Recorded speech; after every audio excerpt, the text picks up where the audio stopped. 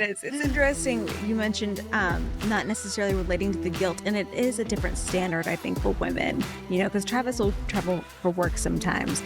And I asked him once, does anybody ever ask you who's watching your kids while you're out of town? I think, and I look back at that and I think of all the times I stressed over, I wasn't there, I missed something. And, in the end, I finally got the piece of advice that I needed. And I would offer this to every working mother out there. And even if you're not a mother, if you just find that your business is eating you up and you just are exhausted, being pulled in 1,000 directions, the greatest thing I ever did was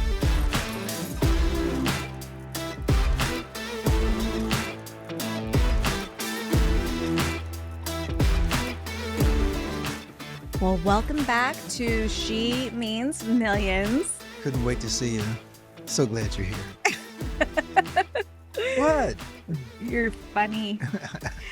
Today we're going to talk about what it looks like when you want more. Wanting more, there's nothing wrong with it, but no one really prepares you for what more actually asks of you. And there's definitely trade-offs that come with ambition that don't ever get talked about. You don't ever see them get posted about online on social media. So today we want to have a real conversation about the parts of growth that feel uncomfortable and the choices that come with wanting more and how we learn to navigate that without feeling the guilt. So let's dive right into it, shall we? Let's go.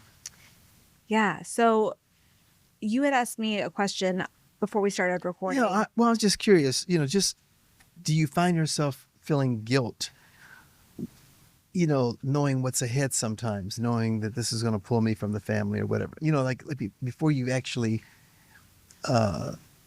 were away or not there. Yeah. Did you feel the guilt just in the contemplation of what's ahead? No, I do. I find that this might be a toxic trait of mine, but I find that I do feel guilty when I have to go on work trips. And so I've gotten into the habit of not telling Trav. I just put it on the calendar. And so it's not something I have to actually put voice to, like, hey, I'm going to be gone. It's just on his calendar. And last night we came to realize that it wasn't on his calendar, that I'm going to be out of town next week. And so he was like, so I quickly sent him the calendar invite. And then he asked me, I was like, yeah, it's on your calendar. He's like, it's just got on my calendar. But I do, and it's not something that he's inflicted upon me, but it is my own, I think, wife guilt, mom guilt of just wanting to be present and just knowing when one of us is gone, it puts a really heavy lift on the other. It does. With two little kids. Yeah. And so I know it's a big ask when I'm going off to do my thing. And he's never voiced resentment for it, but I feel it. I'm like, why do we do that to ourselves? Mm-hmm. But I put it on myself, and it's hard, but it's necessary, but it's hard. Yeah. How about you?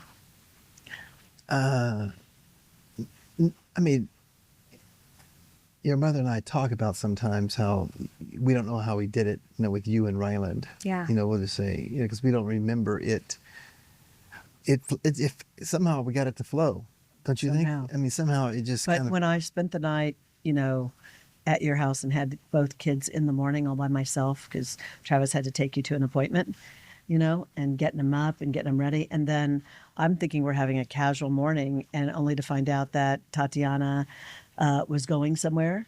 Oh. And I had to have her ready to go out. And I just had her kind of in her PJs, having some, breakfast and all of that. And Bryant was up. And so now I'm trying to, navigate. And I did come home that night and say, I don't know how we did it. I just don't know how we did it. Yeah.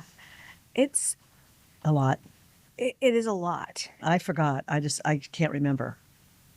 But we did. Here you are. Yeah. And I turned out fine. Yeah. And I certainly don't have any resentment. I feel like you started going on tour when I was in high school, middle school, high school. So at that point in my life, I had friends and extracurricular activities. So it wasn't as much of I miss my mom and where's my mom? And you know what I mean? Right. I obviously would miss you, but it wasn't right. traumatizing. Right. I remember when Tatiana was little, maybe 2, and we had the Platinum Summit, And I would FaceTime the kids, or Tatiana and my daughter at the time. I didn't have both. And I FaceTimed her just to check in, and she saw me. She just started crying for me. And I felt so horrible. It it makes me emotional when I think back to it, you know. But she couldn't reconcile what she was seeing in the phone and not being there. Yeah, she was just little. And I remember thinking, man, should I not FaceTime her? Is it harder for her to FaceTime her? But I still want to be present with her. So there was this like tug and this pull, and I wanted to be where I was, but I missed her, and I wanted to be with her, and I couldn't be with her, and I couldn't do anything to comfort her. And I had to remember, you know, she's with her dad who loves her, who's loving on her. She has everything she needs. You know, she doesn't have me there, but she's in good hands, and I'm coming back, you know. But there's definitely a trade-off when it comes to going big and going for your dreams. And if you're a mom, that's definitely one of them. You do have to sacrifice some time with your kids, you know, or even just the moms that, you know, have to send their kids to school early, you know, that wish they could have stayed home with their kids, but they have big dreams, big aspirations, and you can't be a stay-at-home mom and really build a massive movement at the same time. You can have a small business, but I think really building a movement, something that is, you know, scalable and sustainable, you know, hard to do that, I think, as a stay-at-home mom. Really for sure. hard to do. And we have to give people a break. You know, they have to determine what their priorities are and honor them for their priorities. I will say, you know, I mean, success is hard. It is. It's hard. And I think that anybody that says that it isn't being honest or hasn't built something that has scaled and sustained itself over time. Yeah. You know, and I think in our 26th year, we've earned the right to speak to that.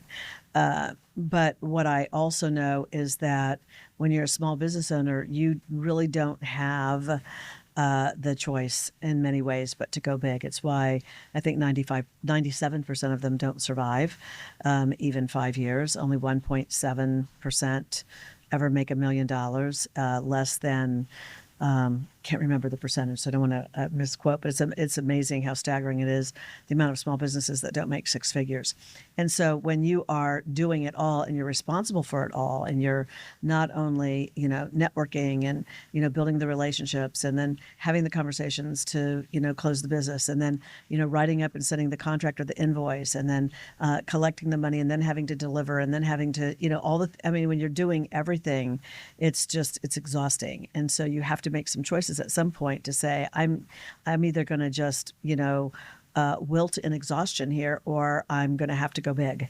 And, you know, going big takes money to do that. So you've got to focus on, you know, what are the things and ways in which you can, you know, build revenue, and then set some money aside so that you can invest in getting some people to help you. And it just becomes, you really have to figure out the cadence, which I think most of us, including me, can't do alone.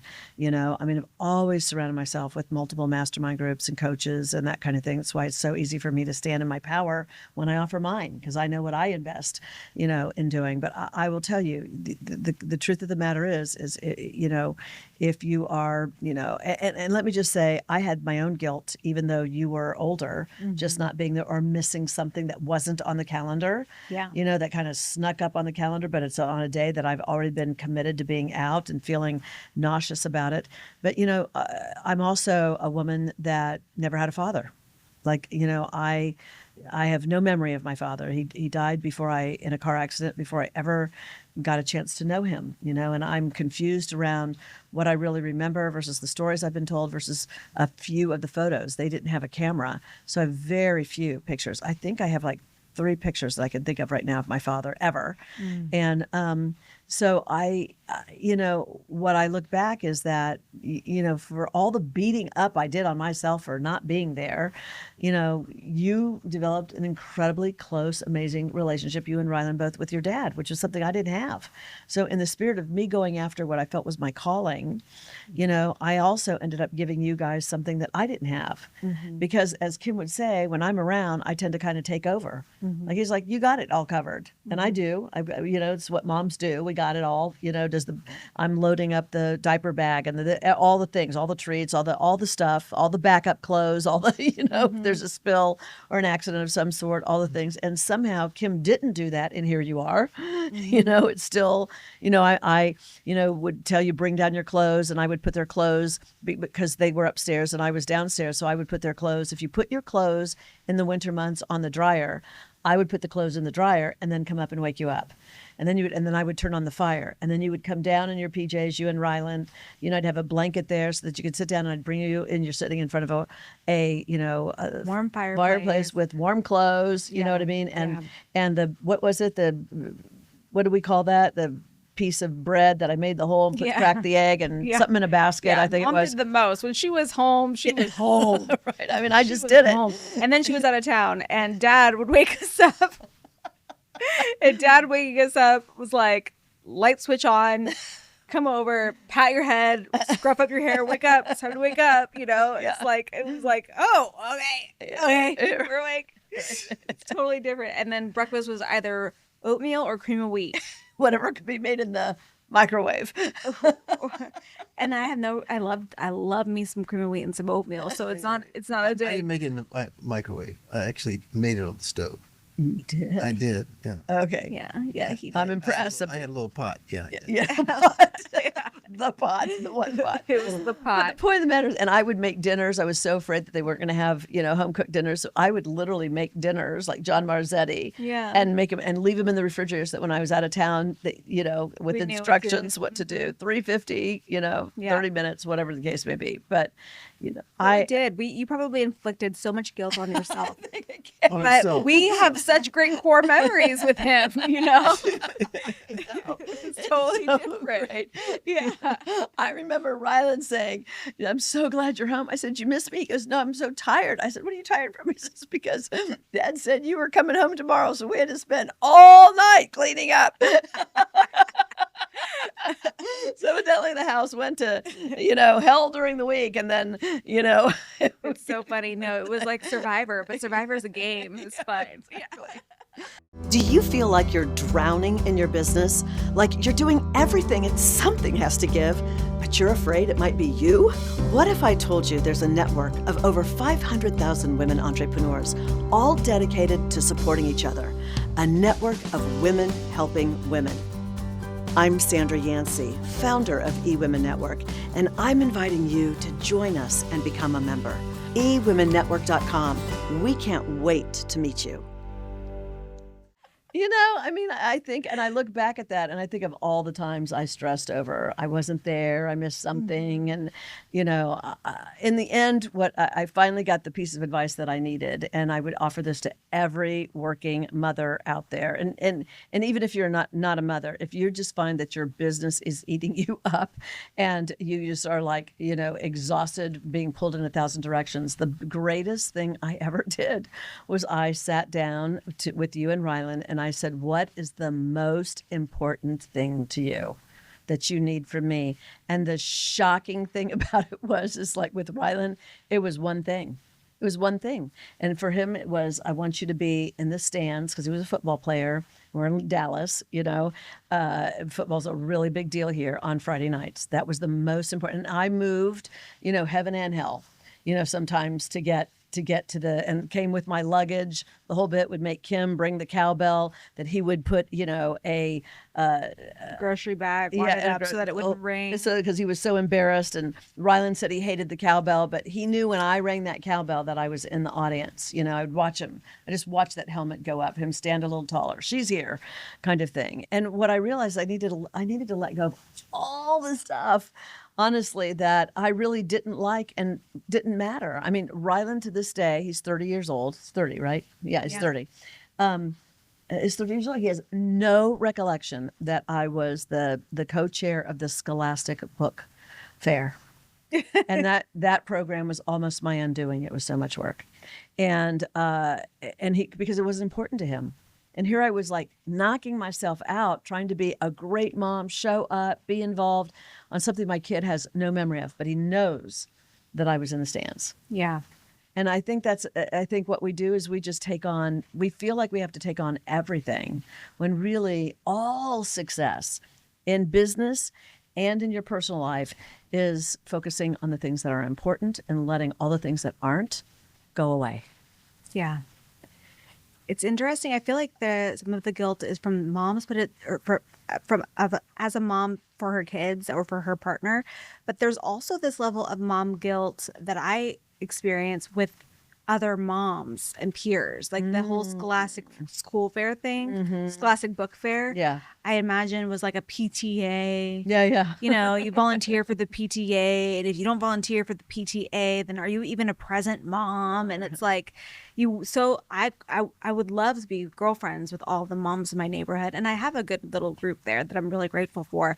But there are certainly moms that I've met with that I did not click with at all, and it's because they're so wrapped up in the school drama or the neighbor and their horrible decorations and it's like I just really don't care about any of that. But I crave that community that you could call on if you need to have a mom help you with a kid or things like that. And it's hard when you feel this guilt around, well, I don't have the time to be volunteering for the PTA and to do all the things. And you just really do have to decide, I think what's important, like you said, and be okay with maybe you're not on the Cool Moms Club, on their little club. But then you'll find your other club. I mean, Tatiana is going to tell you. I mean, I remember when you said to me, "Mom, we need to make new." When you were the captain of the color guard, we need to make new flags. Yeah, and you know how to sew. I need you to help make flags. Yeah, and I'm like, how am I going to make flags? I mean, how am I going to find the time to make flags? And you know what? I just did. Yeah. I just did. If it was important to my kid, it became important to me. And if it wasn't important to you, then I just didn't worrying about people who were committed to misunderstanding me.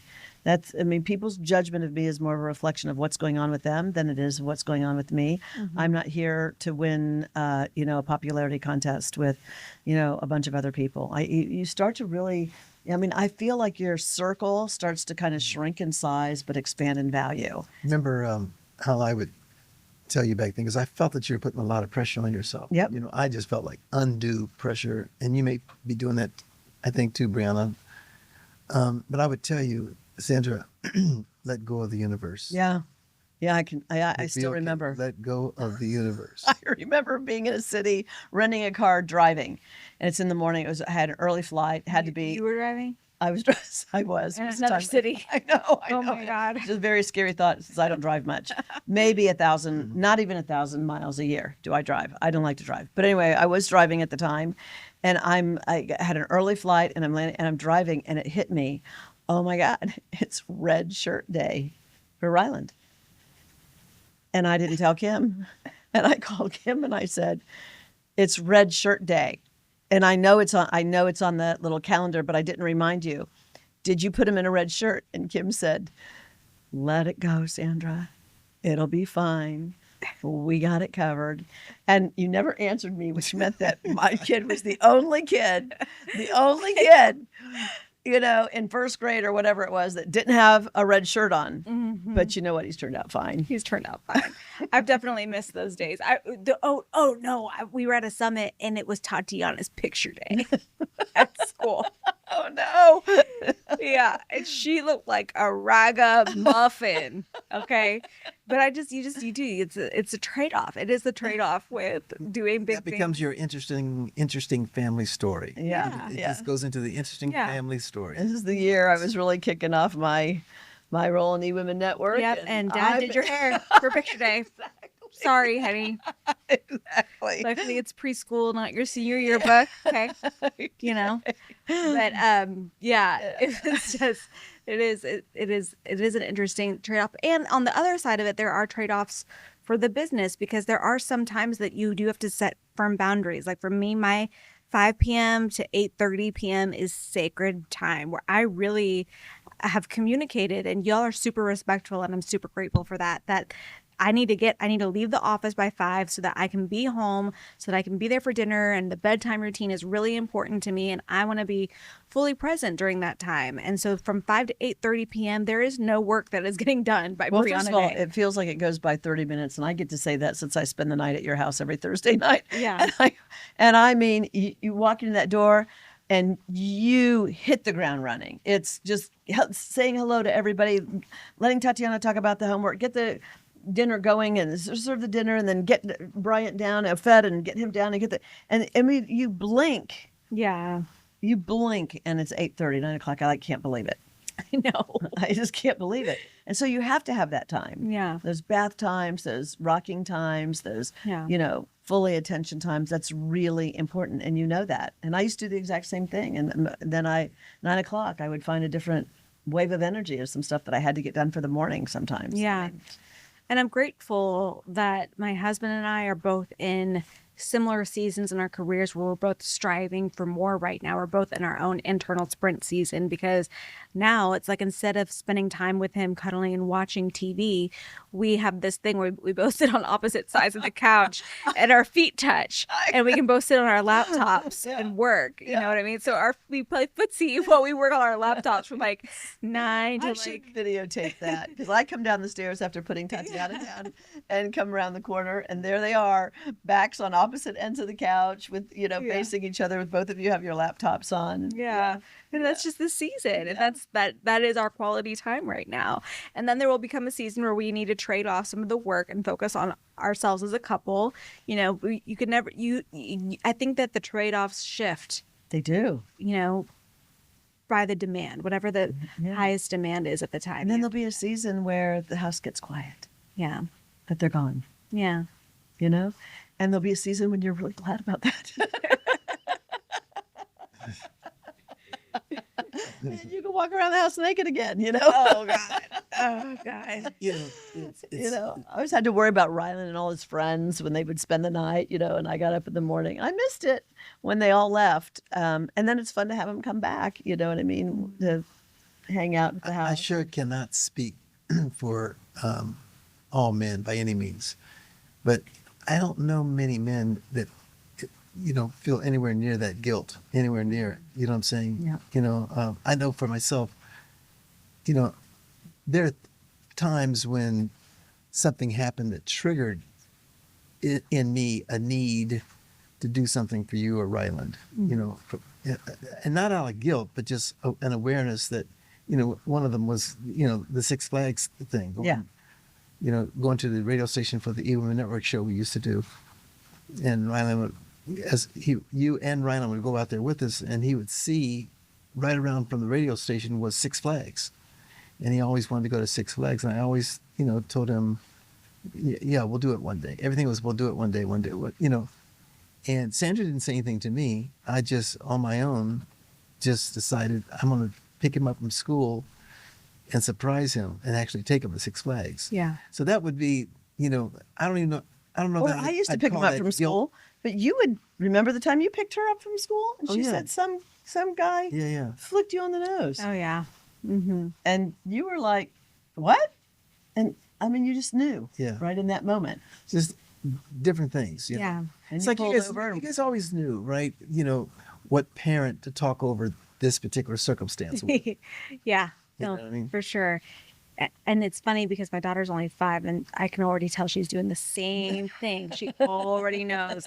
Oh, and she'll even say to me, "Daddy's gonna be so mad at me." And I'm like, and she sometimes, well, she's 5, so she will have little accidents every now and then, and she knows we're really trying to get her out of that. But I think a little bit more patient of a parent when it comes to that. Like, okay, well, let's clean up, let's change. Like, you obviously didn't mean it. Right. You know how to not have an accident. So it was obviously just that it was an accident. So I don't have to scold her for it. And Travis is a little bit harder on her because he has to wash her sheets and make her bed. So I think it is a more impact for it. Just is different. But yeah, it's just she knows who to come to when she makes a boo-boo like that versus, if she wants a treat, who to ask and, things like that. And then it just gets, as kids get older, like I never call mom if I had an issue with my car.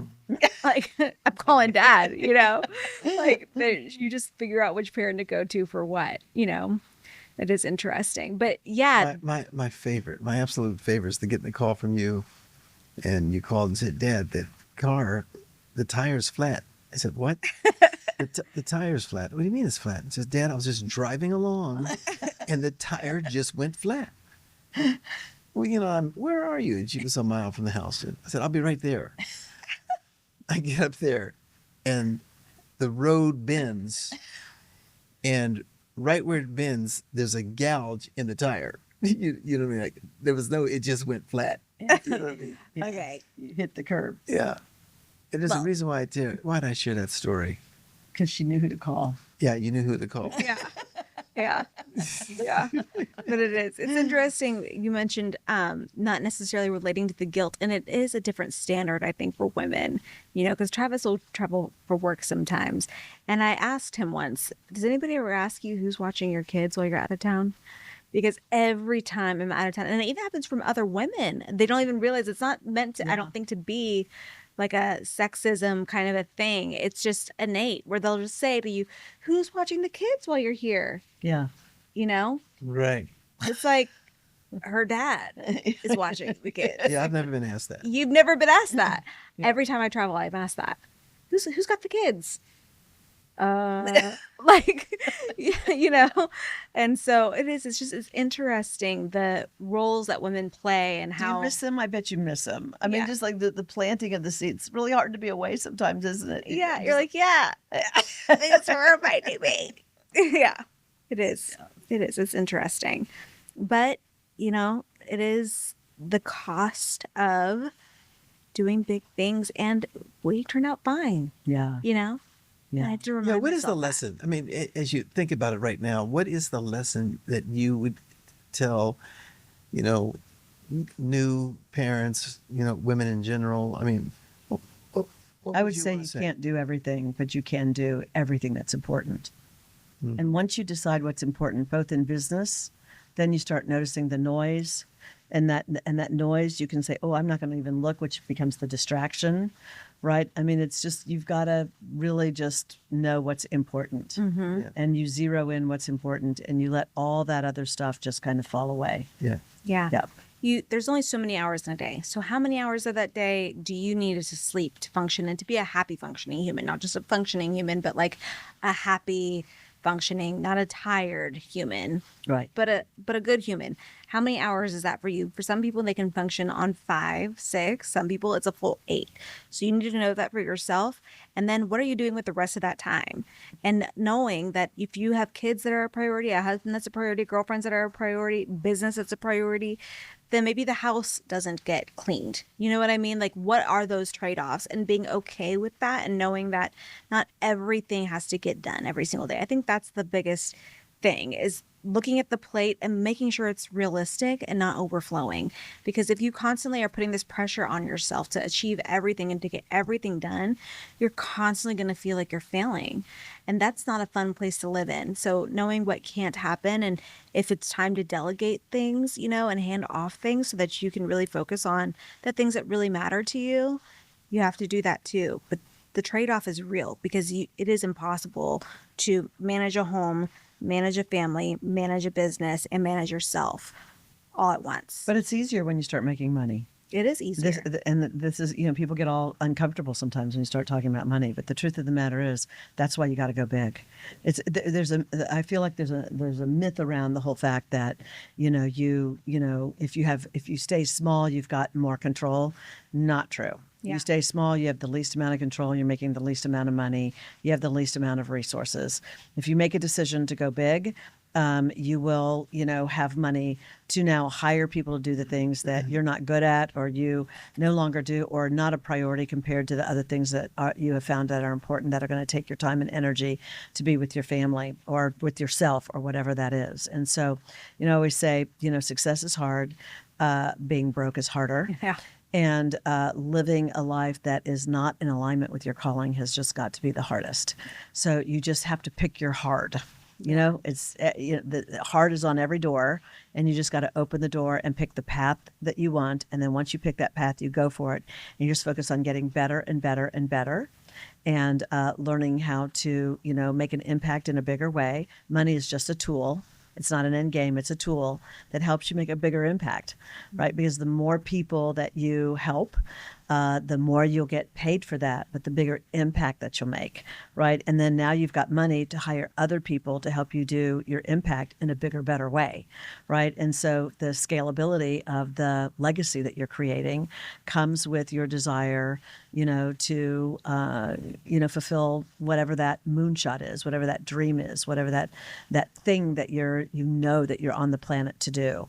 And money is just a tool to get you there, and you can use that money to help you, do the things that the kids, need done, but that you don't have to do. Mm-hmm.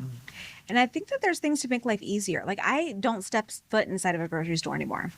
I know, you were saying that. I love the Kroger app. If you have a Kroger near you, Stacy, our project manager behind the scenes, she put me on the Kroger app. So thank you, girl, because that has changed the game. Because I can't tell you how many minutes I've wasted staring at a shelf trying to locate a product that's like right in front of me. Like, it takes so much longer to physically park, walk in, walk through. Probably save money that way too, because you're not like, oh, I'll do that. Yeah, that looks good. That too, for sure. And so now I just go on the app, I pop in what I need, I put in when I want to pick it up, and then I just drive up, and then they put it in my car. I don't have to get out of the car. I don't have to go into the store. You don't have to get kids out of the car. I don't have to get kids out of the car. That's a whole other thing that I've done that. I've literally said to Tatiana, hey, we're going to run to Kroger. You don't even need to put your shoes on. Right. Like, we're just going to go to the pickup. And she loves that. And so she'll get in the car without her shoes on. I can just run in, pick things up. It has changed the game in terms of trade-offs of your time. That is such a better use of time than going into these stores. It is a game changer. So there's things that you can do to save you so much time and trade off without having to even spend more money in the meantime, and then use those minutes to put them towards something that's productive so that you can make more money, so that you can afford help. And then someone else is even doing the Kroger pickup run for you. There you go. There you go. Right. Take it to the next level, Totally. Yeah. Do you have any time-saving hacks? Time-saving hacks. I have a husband. Yes. She has a driver. Yeah. I do. I Has a driver. Yeah. I shop, online a lot, and then things don't work out. I either don't like it. I don't like the style. They don't fit or whatever. Sandra says, hey, handyman. No, I don't say that. And I think to myself, what? Wait, oh, I'm the handyman. Yeah, that's not true. That's me. But I'll ask him if we can do an errand day, and I love it. He just drives me up, and I could go in and return it, and then I'm checking out right now. He's right there when I come out, and we're just really efficient. And I don't know, my time saving. The operative word is that she needs a return day. I do. A return day. I think that's what I call it. Don't I? I think I do call it a return day. You just stack them up so you can make a day out of it. Yeah. I'm so sorry. Oops, that's okay. Yeah.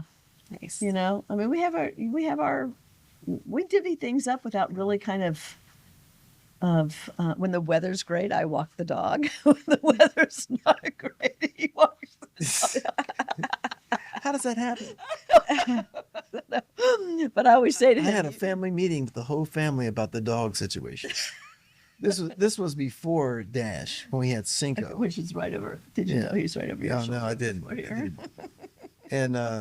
And the rule was, okay, if we get this dog, someone else is going to be feeding and walking besides me. You know what I mean? Mm-hmm, mm-hmm. Never happened. Blizzard, snowstorm.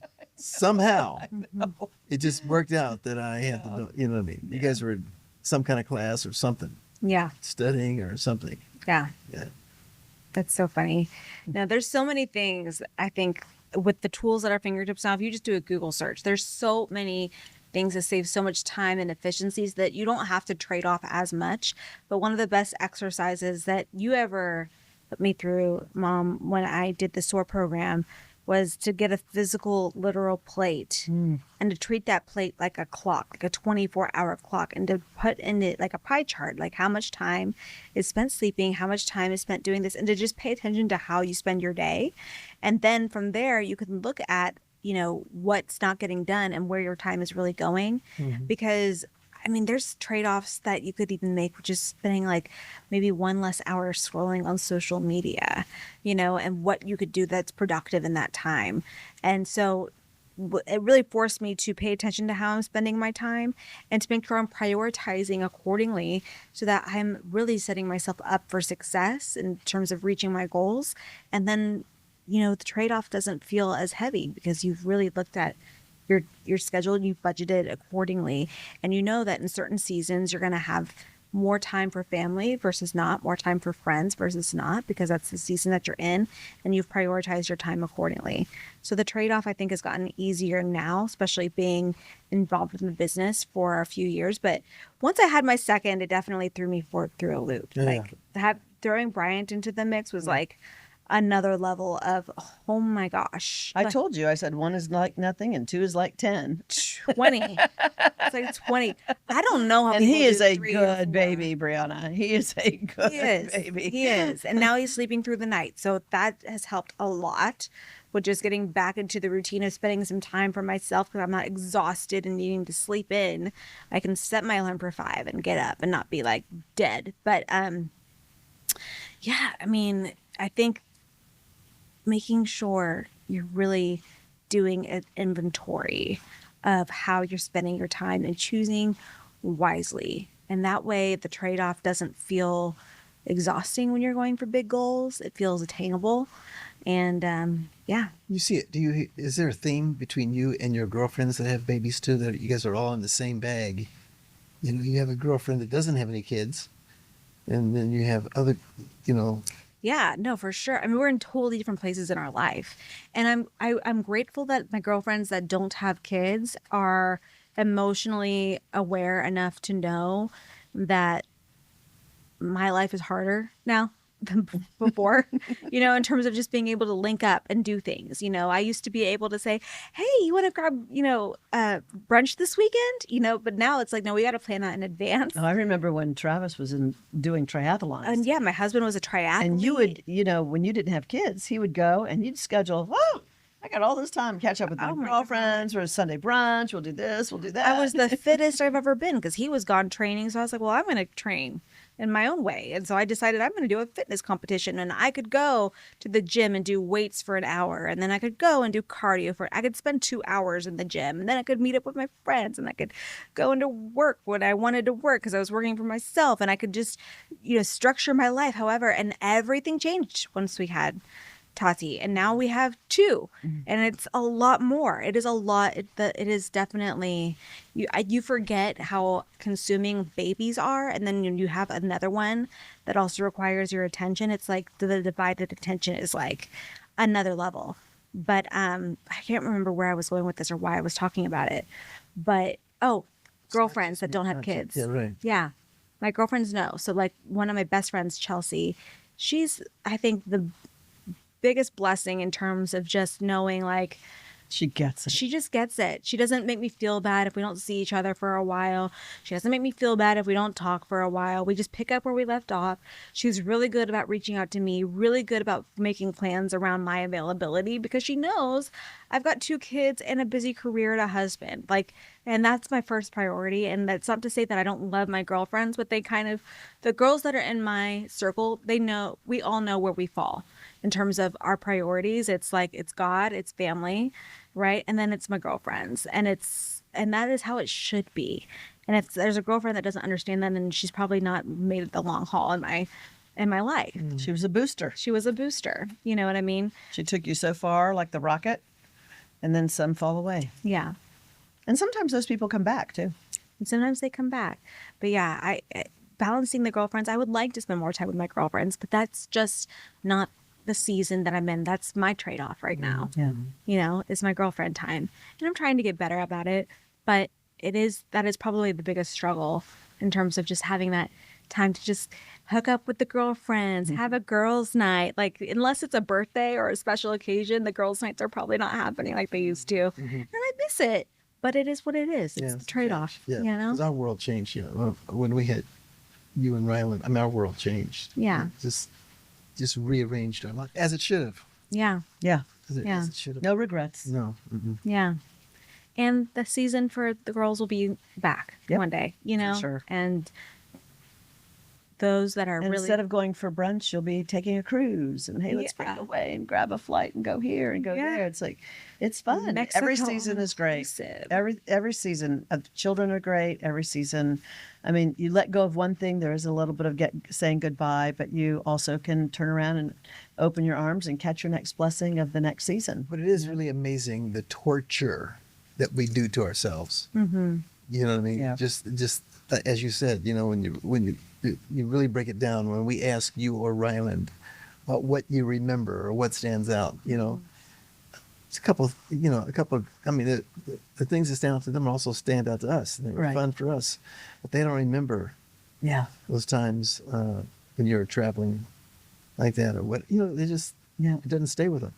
Yeah, there's definitely no ill will about it. Yeah. You know, I remember when Mom would be on the road, but I had great memories with you as a result of that I wouldn't have had otherwise, probably. Right. So it was a trade-off, but it was a beautiful trade-off that resulted in something amazing. And I think that that's a reality that women need to make space for, is that you might be feeling the trade-off in a negative way, but what kind of positive impact might that be having on the other side? Yep. You know, and I think having that realization is helpful in terms of coping with going big and not holding yourself back from it because of the guilt that we feel in that trade-off. So guilt is self-imposed punishment.